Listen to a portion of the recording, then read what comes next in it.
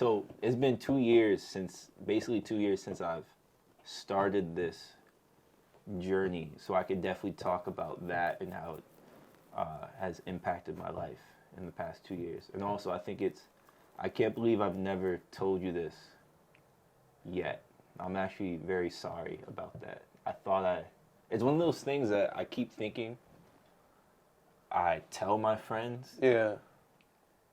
And I guess because I have a very similar conversation every time with friends, like the same new conversation, it's hard for me to keep track of exactly who I tell it to. I mean, that's fine. I can make this very awkward or very entertaining, or It doesn't matter. or I'll be a very will.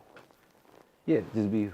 I mean, But then again, there is also a certain point of empathy. I'm like, God damn. There's also like I can be myself, but myself might be crying in the corner.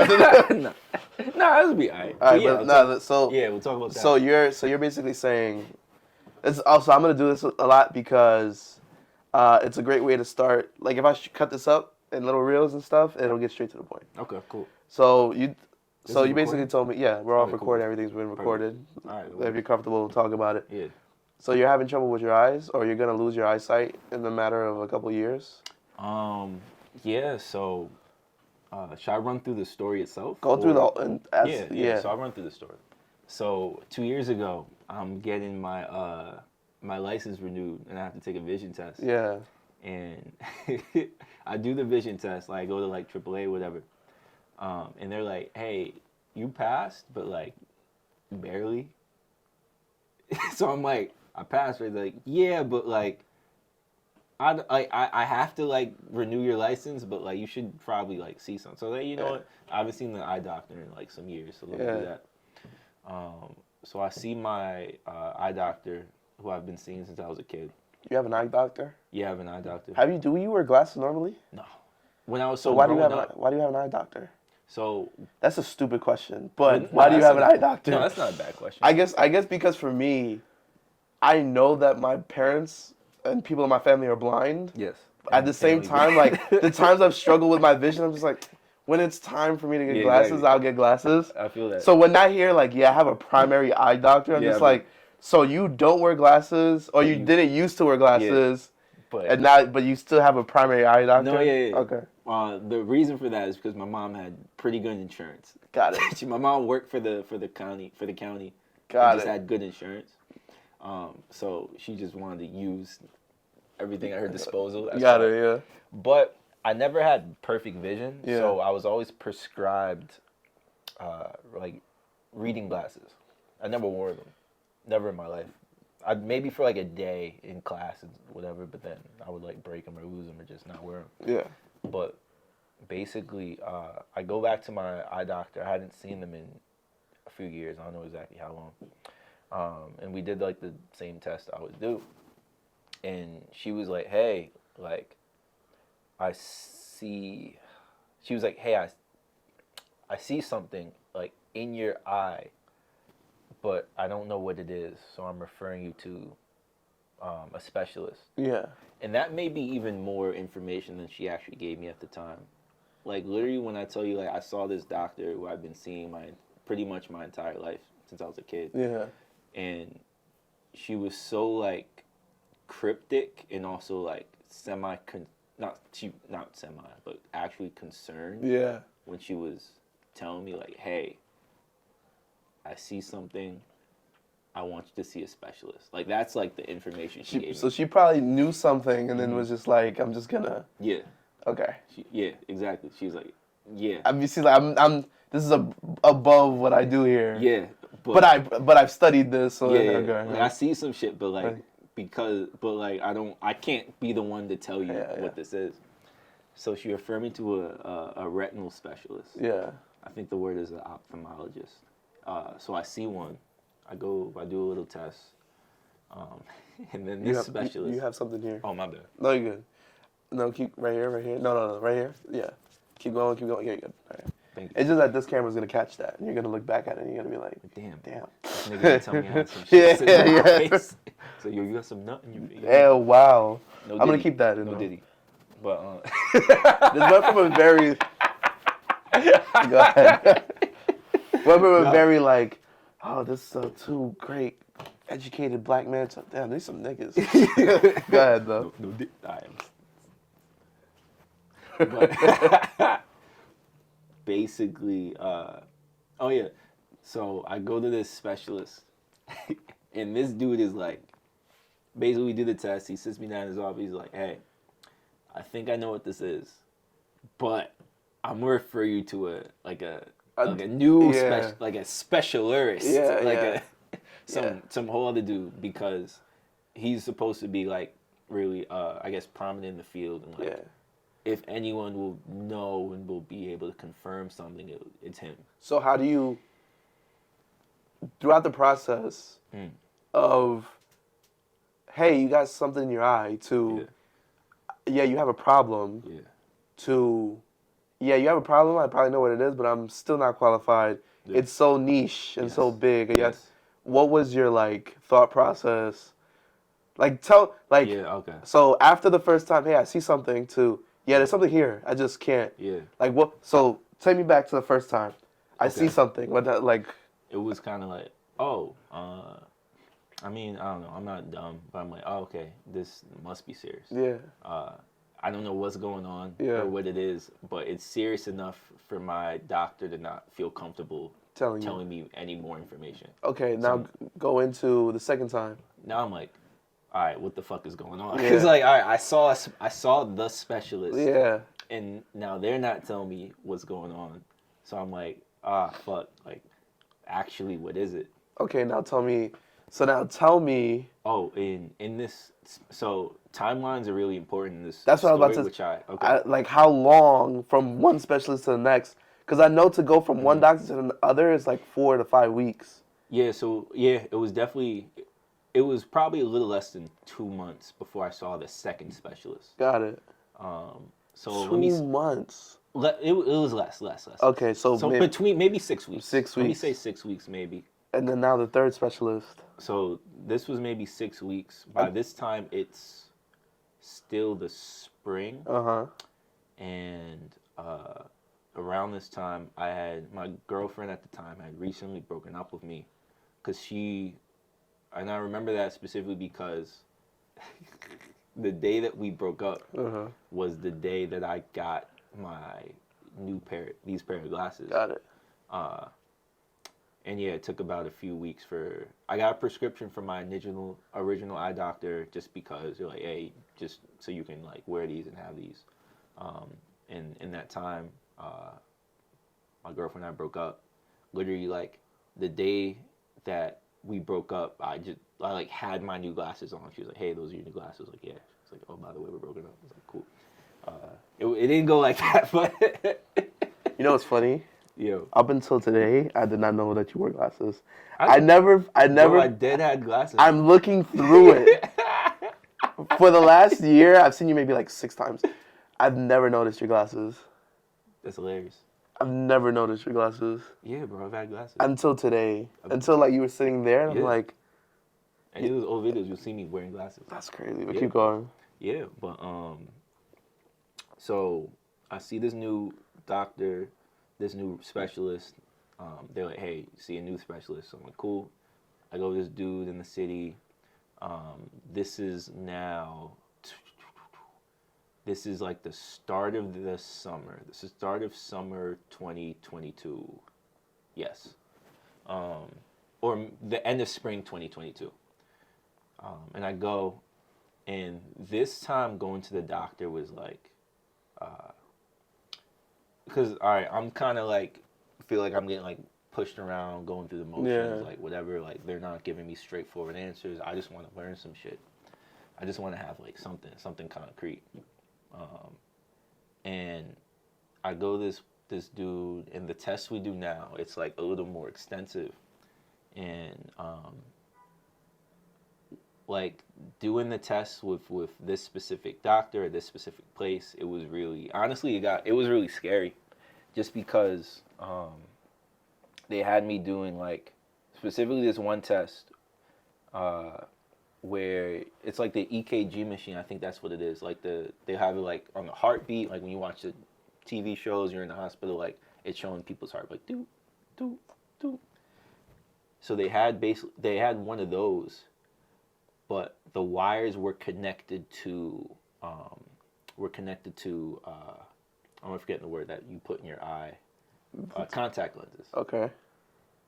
So they had these wires attached to this machine, put in contact lenses. They put in here. The doctor puts them in my eyes. Uh-huh. He's like, hey, these are going in your eyes. We're going to do some tests. I have to stare at this screen, keep my eyes open while it's like flashing a bunch of different lights. He literally sits down at his chair next to me, like recording the thing. He's like, oh, by the way, don't blink or it'll hurt. So I'm, what the fuck? So I'm like sitting in front of this thing for maybe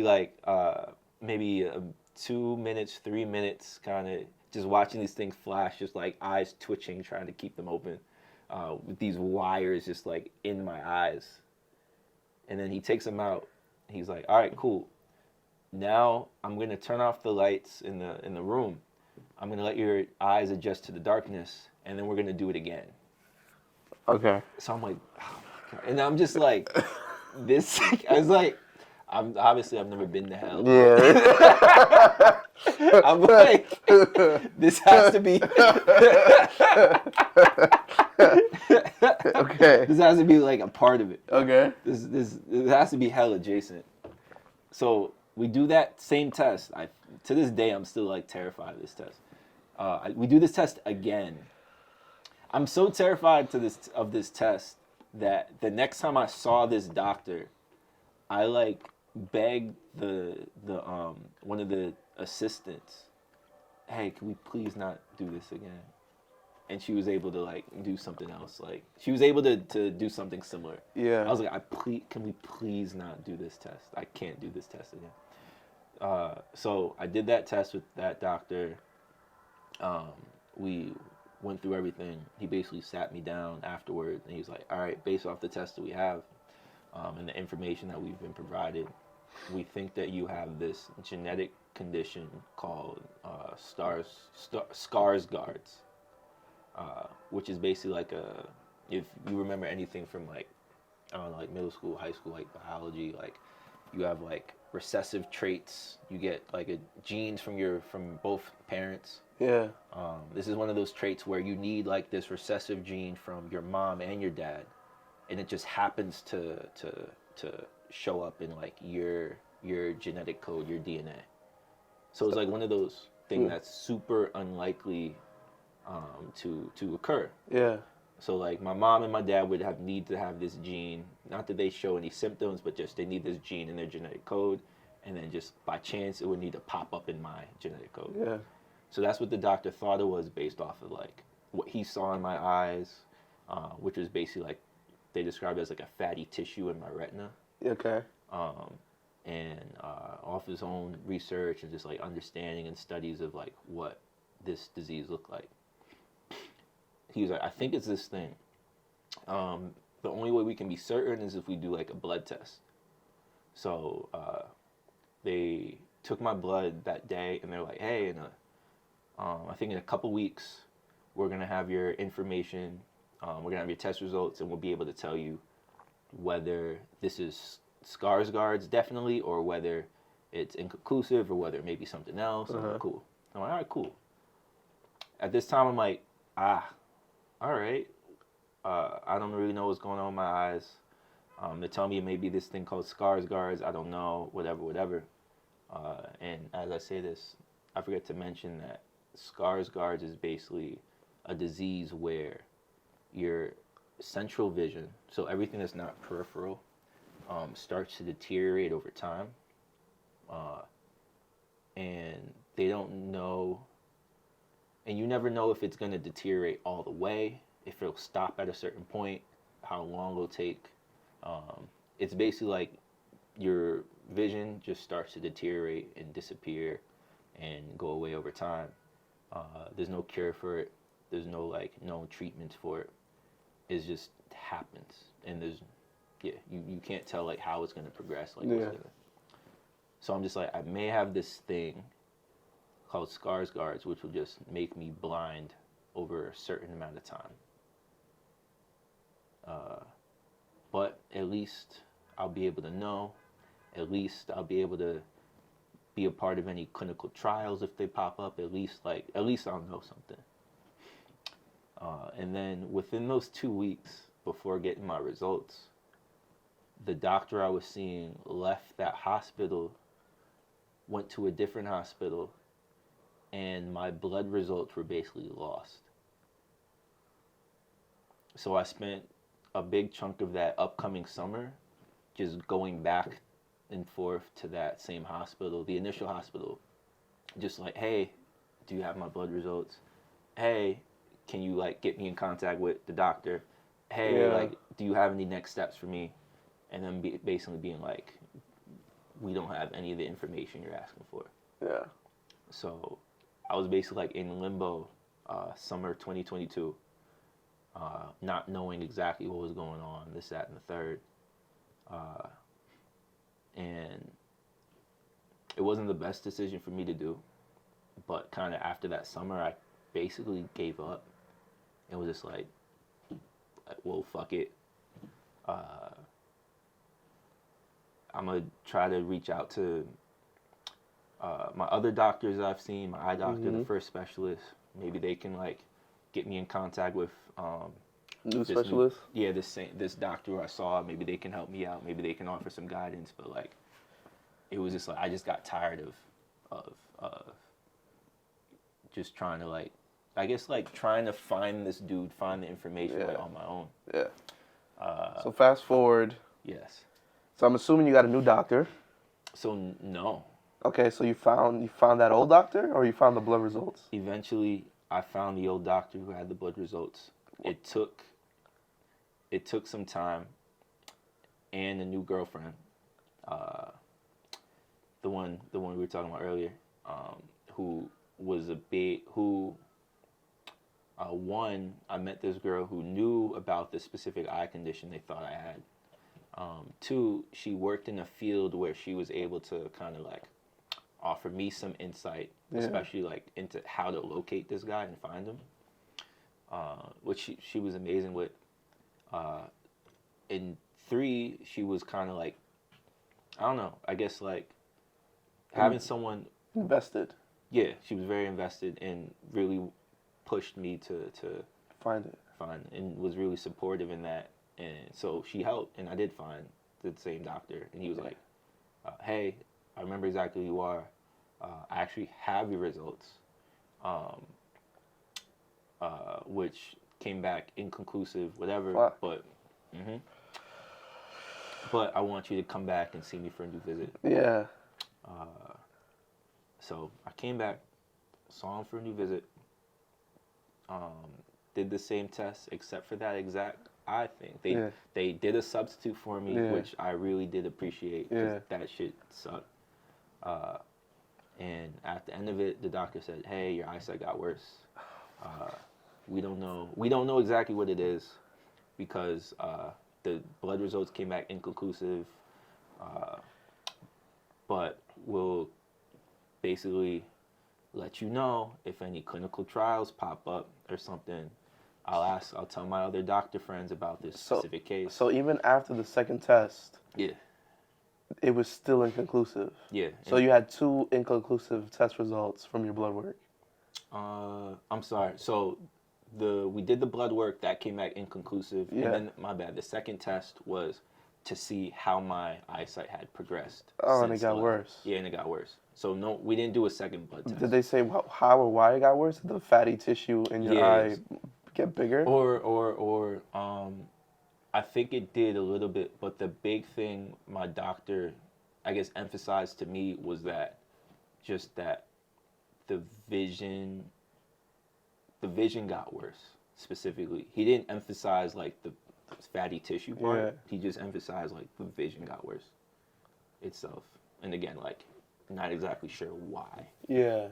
If that makes sense. Oh, so there is no why. There's just it happened. Yeah. So like, do you notice that? Like, have you noticed that? Like, that's the thing. So, I think to a certain degree. My bad. Let me make sure I'm staying in. Yeah. I think to a certain degree I did, but I don't know. It's just like everything happens so gradually. I do think just working, staring at a screen for most of the day, it can't. That can't help. Yeah. But yeah, I think I noticed like little, like gradually over time. But it's just like it's hard to notice like in the moment. So the base. Let's imagine you. I'm assuming that you did research on this condition. Yeah. As much. So you're basically saying if let this microphone represent your center vision. Yeah. This everything around it represents your peripheral. Yeah. Are you saying that you'll lose this center vision and you'll keep your peripheral, or are you or is it saying that you'll not only lose this center but you'll lose this as well? Yeah. So, really like the way you described it. So, if you do that same, no Diddy. So basically, that peripheral stays there, but if this is a central Yeah. vision, it just becomes more and more eclipsed and covered up until it eventually just from the Is basically it black? Black. But do you see that in your vision now? So a thing that they say to look for is like, I guess like black spots within my vision, which I don't personally notice. Things do get blurrier, Yeah. but black spots specifically, no. I haven't Okay. seen that. Those. Oh, you're just itching. No. But so yeah. So literally like limbo, and funny enough, Yeah. my ex was a genetic counselor, the one who got me out, and we recently, or not recently, but we broke up Yeah. eventually. And in this new visit to the doctor, Yeah. they basically referred me to a genetic counselor. Mm. Yes, which is obviously two different. They're doing different types Yeah. of genetic counseling. Yeah. But I just think it's really Funny. is that irony? Is that or is that just coincidental? I think Either way, it's hilarious. It's like a weird full circle. what you needed was right in front of you. Yeah, I mean, What you needed at the time was right in front of you. I guess a version of it. So are you scared? Oh God, it's a thing, man. I don't know. It's like I think every day is different. Maybe not even every day. I think every moment is different. Like there's times that I notice my vision a lot more than others. A lot more than other times. But it's just like it's such a constant thing in my life that it almost feels mundane. It Yeah. feels mundane, but I don't know if that's just because I haven't fully processed it yet, or maybe it's because my lack of vision hasn't become so much of a hindrance to like my life and my lifestyle that it's having like really negative effects. Yeah. Maybe if that happens, it'll start to like be scarier. But yeah, as of right now, it's more so been a motivator, in all honesty. A motivator in the sense that I try to focus a lot on the things that, the things I want to do, the things that maybe make me the happiest, kind of like, for instance, with my job right now, I've been afforded the opportunity to be able to work remotely from certain places. Yeah. So I made it a point, like, I don't know what the fuck's gonna happen with my eyesight. While I can still see, I want to see as much as I can. Yeah. So I was like, I have friends in LA. I want to spend a month in LA, see my friends, experience the city. I have I have multiple friends in Chicago. I want to spend a month in Chicago, do the same exact thing. I want to continue to kind of create these experiences for myself. I don't want to, I guess, waste time or feel like I'm wasting time as far as like, whatever that may be, whether it's experience I want to have, whether it's people I want to surround myself with. Yeah. Just because now I feel like shit. in a certain way, it just feels like time is more of a. It feels more finite to me now because I'm just like I don't even know what kind of clock I'm like racing against if I even am racing against a clock, but it. But you're consistently in limbo. Yeah. I guess the bright part about this is saying that it's not a death sentence. Mm-hmm. Like you know, you don't know what's gonna happen with your eyes, but that doesn't necessarily mean like. It's weird because it's like it's comparing losing eyesight to death, but like it's like more perspective. It's like you are running. If you do have that genetic disease, I guess in almost a literal sense, you're running against time. Yeah. But since that isn't definite, it's like I guess what are the best decisions for you now? Yeah. You know, while you live life. In the times where you notice like your eyesight, like do you freak out? Like actually, not even a better question is, do you like freak out, and like how did like the people around you take it? Like how did your mom take it? Like how did your dad take it? That's so. I guess that's the. In all honesty, I think the hardest part is my family, because they, especially my mom, are really scared. Yeah. So it's kind of like, so my dad found out. So first, when I was going through this process, because like I was seeing the eye doctor like with my mom, like I was still under my mom's insurance. I like literally went with her because we were all getting eye doctor. So she just was a part of the process. Yeah. My mom, she naturally is very concerned, scared, especially like me telling her like kind of the updates, the uncertainty, like all this stuff. And I think her natural reaction to things, she always has the best intentions, but sometimes her impact isn't always the best. I'm trying to figure out the best way to describe it. But basically, my mom was internalizing a lot of it, and I guess the way that she deals with stress in these kind of situations, that sometimes gets leaked out into the people surrounding her. Yeah. So, because I'm one of the people surrounding my mom, is basically like I have this situation that I'm trying to deal with myself, and then my mom is also trying to deal with it and come to terms with it. But because it's about me, it then leaks back into me. So I have to. So at first I was trying to deal with this in two different ways, and I ended up having to have a conversation with my mom just about, hey, I know it's tough, but I can't be strong for me and you in this. Like that's just not fair. Yeah. And I was like, if you can't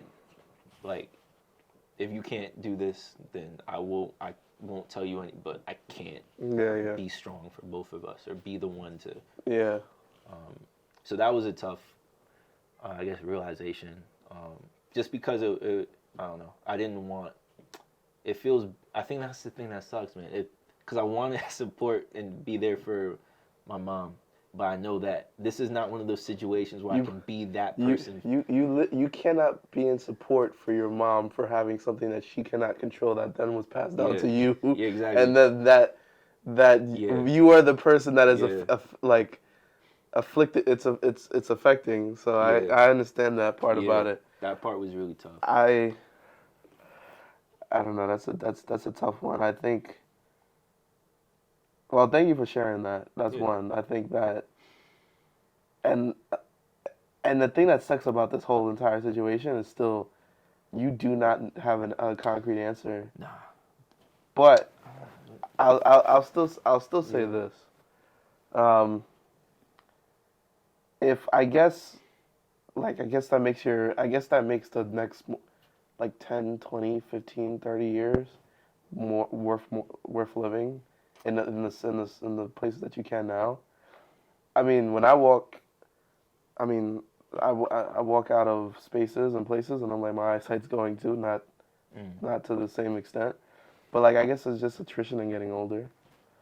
Do you know, I guess in the research that you've seen, do you know what's the average time period, if there is one? That's the thing. It's really just not. Everything's really so up in the air. Yeah. There's so little research done on this because it is such a rare thing. Yeah. It's just like all that's up in the air. There is no like. Maybe there is somewhere. Maybe if you have some info, you can let me know. But there is no like thing out there saying like, oh, this is the average. Like this is it's so many few cases. There's not even like a treatment for it at this point. That's how like little research there is on this. And I don't know. I don't know. I think it's like a case of kind of ignorance is bliss in a way where like, I don't know, maybe like the less I know, the better. At least maybe the better for now. Maybe it's just like, just having that kind of uncertainty, at least for me at this stage of my life, has allowed me to make a lot of like decisions, like actionable decisions. I'll ask you something. We have 6 minutes left. Mm-hmm. I guess this will be a loaded 6 minutes, but I'll ask you a direct question. Kind of in the context that we know. Mm-hmm. You talk about the relationship you had before with the genetic counselor. Mm-hmm. You talk about how that person was invested in this situation. I guess my a question related but not so much is more personal. What, you guys are not together. Mm-mm. Was that a you decision, a her decision? That was a me decision. Fully me decision. What is, when you, I guess what was the fact, well, I guess let me put the question in front of the decision. When you see someone invested in you the way that person was, in the way that they were, so much so that they, I guess, directly benefited you to find a looming answer. Yeah. And I guess I'm projecting a little bit too, because sometimes when I look for, I have a girlfriend now. Oh, you do? Yeah, I do. Wow. Yeah, awesome. Congratulations. Thank you. You want to check on that? But we have plans and we do invest in each other, want each other to be better. When you see someone that has actively been invested in you and has helped you, I guess, like she didn't help you get better eyesight, but she helped you towards a solution. Yeah. What was the ultimate decision of, I think I don't want to be with this person? Yeah, man. I mean, one, that's the thing too that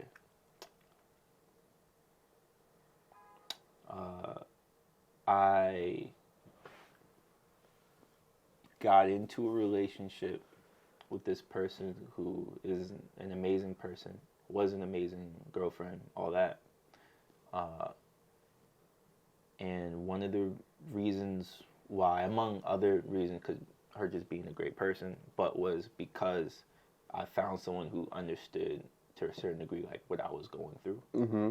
But that wasn't the start of the relationship. Like her understanding what you were going through wasn't. So honestly, it was like that's shit. Like first date. I did not know.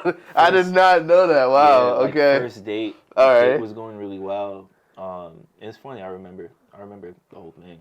Damn. So you really knew this, and I never knew that. How you gonna tell a girl on the first date before you tell? Actually, no, I'm projecting. Keep going. Keep going. Keep going. Because so. No, don't answer my questions. Just keep going with yours.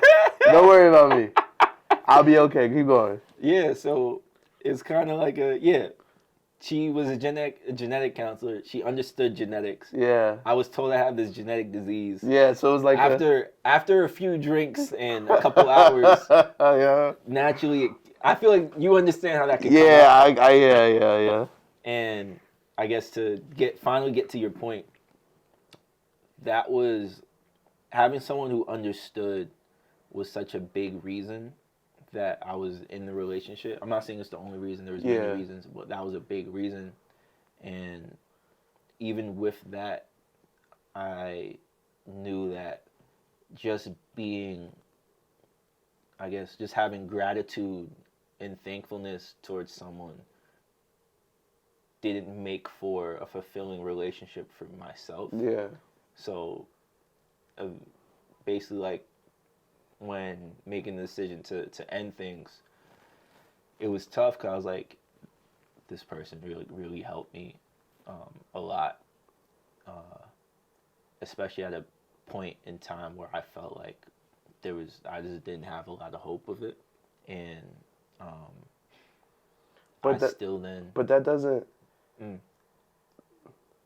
So in the moments where you guys were happy with each other, shared laughs, got intimate, shared secrets, like that from you, that was all genuine, or did that stem from the moment of like, this person's very relatable and understanding of where I go through, what I'm going through? It was all genuine. Yeah. It was all genuine, but again, with I guess another part of this whole situation, not saying that was a waste of time, but me trying to like make the best decisions for me, I realized that this person still wasn't the best person for me to be in a relationship with. Yeah, which was respectable. Despite, like you said, like those genuine moments, those good times, her understanding a lot of things about me, still just not the best person for me to be in a relationship with. And I was like, I have to make that decision for myself, because deep down, like, no matter how many boxes they check off, no matter how much they understand me, I still know they're not the person for me. Yeah, that's fair. Well, Taj, that's 30 minutes. Thank you for your time. Thank you for your story. Yeah. I have like 1,001 questions that you can't answer, and I'm pretty sure you have the same questions. We could do a part 2. We could do. Let's see. We'll see how this goes. Let's see how this one goes. If people want a part 2, we could give a part 2. I already know what I'm gonna title it. It's gonna be the most like, fuck my friend who ain't. Wow. Tell me nothing. Not even that. It's more. It's no. My brain has definitely changed when it comes to content creation. I know exactly. But damn, thank you. Yeah. That kind of fucked me up a little bit. Not gonna lie. Oh, fuck. That's yeah. All right, people. Thank you so much, Taj, for coming by. Taj, do you have anything that you want to promote, support, you want to bring awareness to? I'll say, check in on your friends. I don't have anything going on, like any videos, any content going out. But yeah, check in on your friends, whoever watches. You never know what they're going through and what they may be going through. And don't be afraid to let your friends know, too, what you're going through. That's it. I think that was nice and wholesome. Yeah, that's the general gist of the story of this podcast. I created this podcast because I wanted people to relate to others. I wanted people to come with their most impactful stories and the things that they were most proud of, the things that were always on people's minds, and the things that impacted people on a day-to-day level. You don't know who I am, I don't know who you are, but at the end of the day, we all share stories and similarities, and I feel like this is a space for us to kind of get to know and understand each other. Thank you again for joining me. I'm still getting episode 1 out. That is What is Astrology from Angel Chidi. I have Taj Marable here. Bad nickname, I won't say it. But Taj. There you go. Anyway, thank you so much. Thank you for joining us. Have a great day. Bye.